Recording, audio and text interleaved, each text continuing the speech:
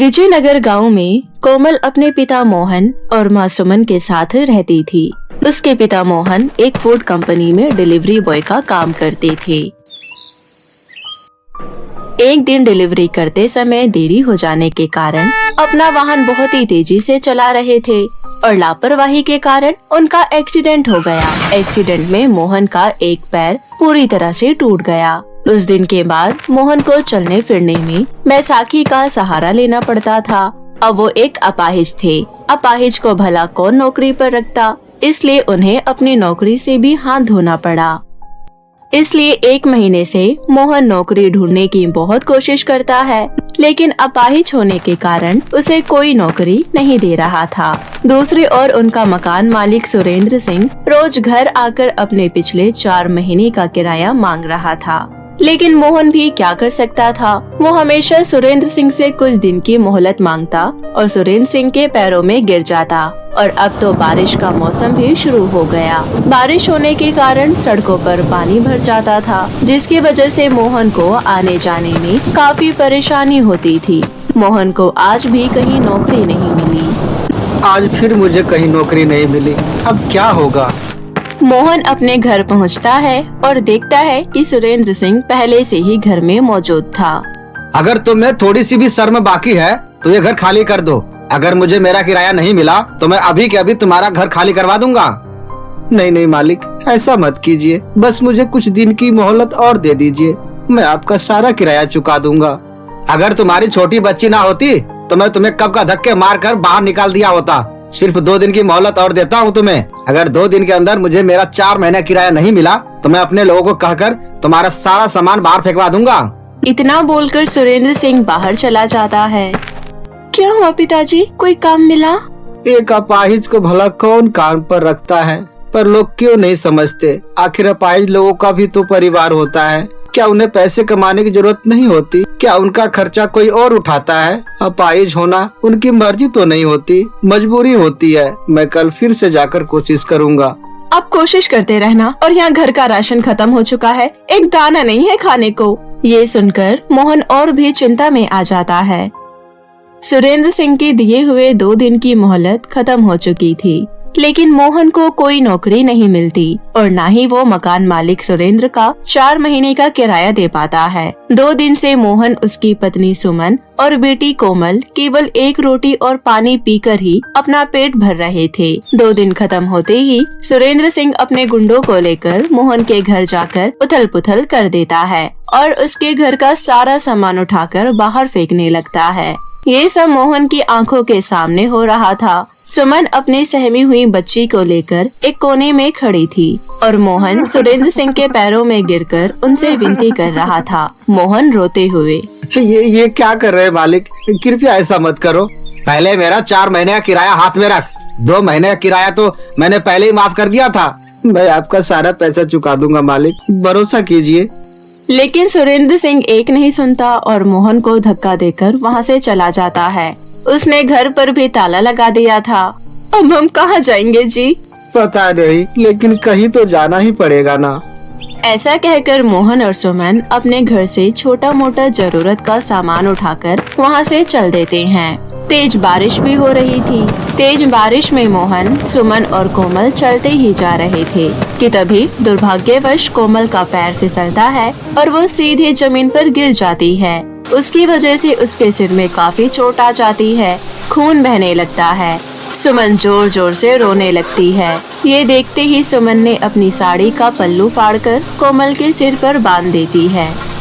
माँ, सर में बहुत दुख रहा है। जल्दी ठीक हो जाएगा बेटी, रो मत।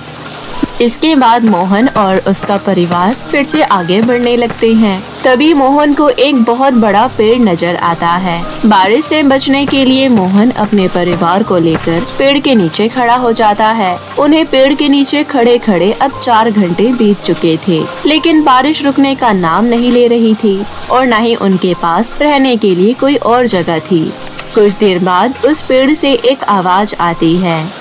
तुम लोगों का घर बार है या नहीं?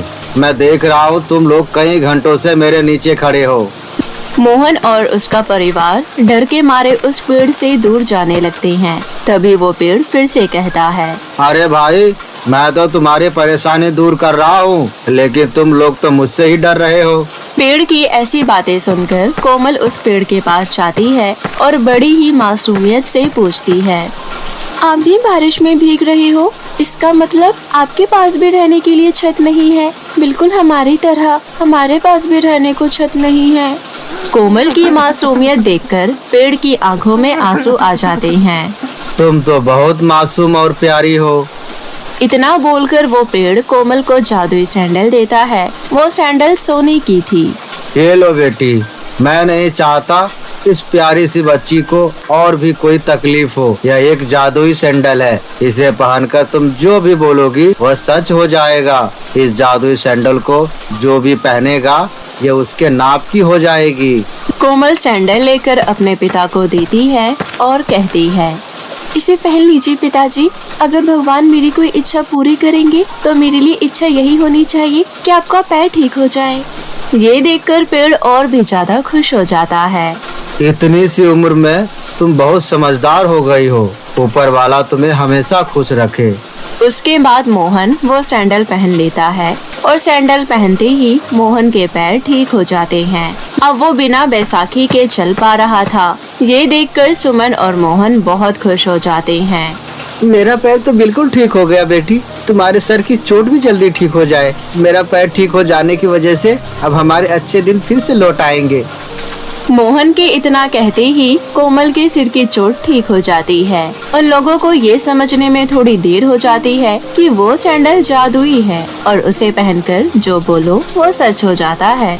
उसके बाद कोमल वो सैंडल पहनकर कहती है, इस तेज बारिश में हमें रहने के लिए कोई घर मिल जाए और हमारे हालात फिर से पहले की तरह ठीक हो जाए। कोमल के इतना कहते ही सैंडल एक जादुई घर में बदल जाती है। सुमन और कोमल उस घर में जैसे ही प्रवेश करते हैं वो देखते हैं कि वो घर किसी राजमहल से कम नहीं लग रहा था। ये घर तो बहुत ही सुंदर है बेटी। मुझे लगता है कि हमारे घर के हालात सुधर जाएंगे। इस घर में रहने के लिए हर एक सुविधा मौजूद थी जिसमें वो अपनी जिंदगी आराम से काट सकते थे। लेकिन फिर भी मोहन अपने परिवार के लिए कुछ करना चाहता था, इसलिए ये जगह जगह नौकरी ढूंढने निकल पड़ा। अब उसे पहले से भी अच्छी नौकरी मिल गई। थोड़े दिनों बाद मोहन ने नौकरी छोड़कर अपना खुद का बिजनेस शुरू कर लेता है और गांव के बहुत सारे अपाहिज लोगों को रोजगार देता है। एक बार की बात है, कालियापुर नाम के एक गांव में पूजा और हर्षिता नाम की दो बहनें अपनी सौतेली माँ के साथ रहती थी। पिता मोहनदास को गुजरे अभी कुछ ही समय हुआ था।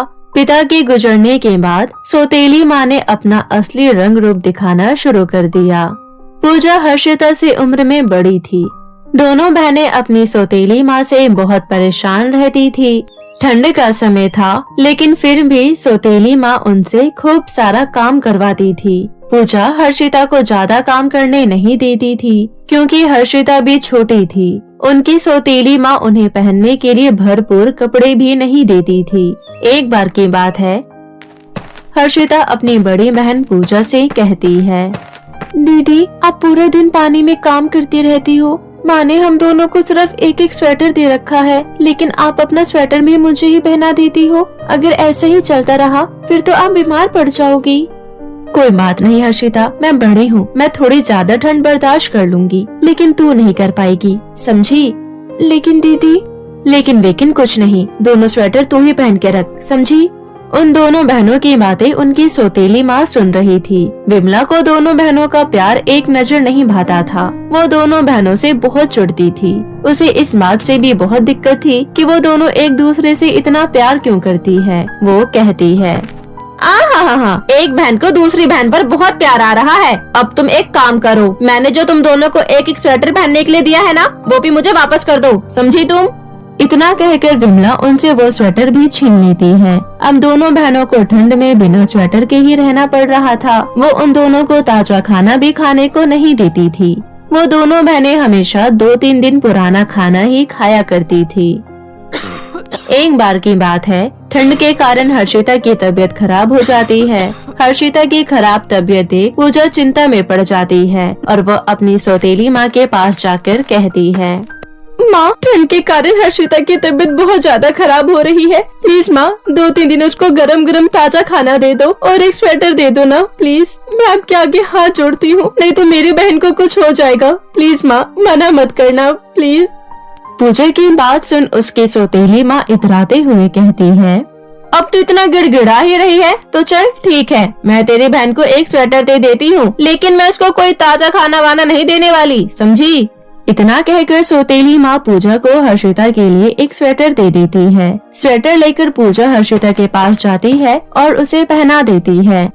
उसके बाद वो किचन में चली जाती है। आज उसकी सौतेली माँ ने सूप बनाने को कहा था। सूप बनाते बनाते पूजा के मन में एक ख्याल आता है, एक काम करती हूँ, थोड़ा सा ज्यादा सूप बना लेती हूँ और चुपके से हर्षिता को पिला दूंगी। ऐसा सोचकर पूजा थोड़ा ज्यादा सूप बना लेती है और चुपके से ले जाकर अपनी छोटी बहन को पिला देती है। इसी तरह एक हफ्ता बीत जाता है और धीरे धीरे हर्षिता की तबीयत में सुधार आ जाता है। एक दिन सौतेली माँ पूजा को आवाज लगाते हुए कहती है, ए पूजा की बच्ची, कहाँ मर गई? मेरे हाथ पैर में बहुत तेज दर्द हो रहा है, जरा तेल गरम करके मेरे हाथ पैरों में मालिश कर दे। अभी आई माँ। उसके बाद पूजा तेल गरम करके अपनी सौतेली माँ के हाथ पैर की मालिश करने लगती है। अरे वाह कलमुही, जो भी कहो, तेरे हाथों में तो जादू है। मेरे तो सारे शरीर का दर्द धीरे धीरे गायब हो रहा है। शुक्रिया माँ। तुझे एक बात पता है, पूरे 3 साल बाद मेरी बेटी सपना अपनी नानी के घर से यहाँ आ रही है। बड़े दिन हो गए थे उसे देखे हुए, इसलिए मैंने उसे यहीं पर बुलवा लिया। अरे वाह माँ, ये तो आपने बहुत अच्छा किया। मैं दीदी के आने की खुशी में ढेर सारे पकवान बनाऊंगी। हाँ हाँ, खाना तो वैसे भी बहुत ही स्वादिष्ट बनाती है, बना लियो अच्छा अच्छा खाना। आज पहली बार विमला ने पूजा से इतने अच्छे से और प्यार से बात की थी। पूजा को बहुत खुशी होती है और उसे लगता है कि उसकी सौतेली माँ के दिल में उन दोनों बहनों के लिए प्यार उमड़ रहा है। यही सब सोच पूजा विमला से कहती है, माँ, आज मुझे आपका मूड बहुत अच्छा लग रहा है। हाँ, क्योंकि आज मैं बहुत खुश हूँ। वैसे माँ, एक बात कहूँ? क्या हुआ, बोल। माँ, इस पूरे घर का काम करने के लिए मैं अकेली ही काफी हूँ। मैं सारा काम अकेले संभाल लेती हूँ, तो मैं सोच रही थी कि क्यों ना आप हर्षिता का दाखिला स्कूल में करवा दे। उसे पढ़ाई करने का बहुत शौक है माँ, और वैसे भी घर का काम तो मैं ही करती हूँ ना, वो थोड़ा पढ़ लिख लेगी, सही रहेगा। पूजा की ये बात सुनते ही विमला गुस्से के मारे तिलमिला जाती है और पूजा को लात मारते हुए कहती है, तुम जैसे बेशरम लोगों के अंदर यही कमी होती है। 2 बोल प्यार से क्या बोल लो, तुम लोग तो सर पर चढ़ जाते हो। बड़ी है अपनी बहन को पढ़ाने वाली, अपना गंदा सा चेहरा लेकर चली जा यहाँ से। पूजा आंखों में आंसू लिए वहाँ से चली जाती है। उसे इस बात का बहुत दुख पहुँचता है और वो अपने कमरे में जाकर खूब रोती है। रोते रोते उसकी आंख लग जाती है।